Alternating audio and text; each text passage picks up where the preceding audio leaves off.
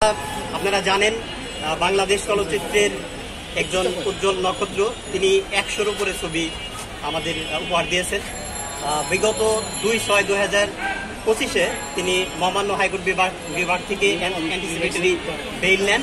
পরবর্তীতে 6 সপ্তাহের শেষে আজকে নির্ধারিত সময়ের মধ্যেই আজকে 41তম দিনে আমরা বিজ্ঞ আদালতে স্বেচ্ছায় আত্মসমর্পণ জামিন চেয়েছি।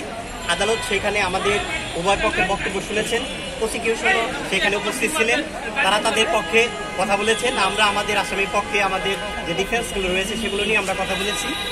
জোরালো আলোচনা শেষে, বক্তব্য শেষে এবং সাবমিশন আমাদের নেওয়ার পরে আদালত এটা অবজার্ভ করলেন এবং যেহেতু এই মামলাটা একটি একেবারে ঢালাওভাবে মামলা, আপনারা যদি লক্ষ্য করেন মামলার আর্জিতে 1 থেকে 9 নম্বর এজাহারকারী আসামি যারা রয়েছেন তাদের নির্দেশে মূলত 10 থেকে 283 নম্বর আসামি যারা আছেন তারা বাদীকে আহত করেন।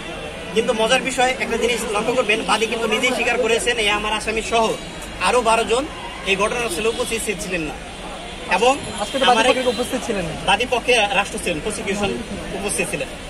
তো সেই ক্ষেত্রে আদালত আমাদের কথা শুনেছেন এবং রাষ্ট্রপক্ষের কথাও শুনেছেন এবং আদালত 10,000 টাকা বন্ডে পুলিশ রিপোর্ট পর্যন্ত আমাদের জামিন মঞ্জুর করেছে।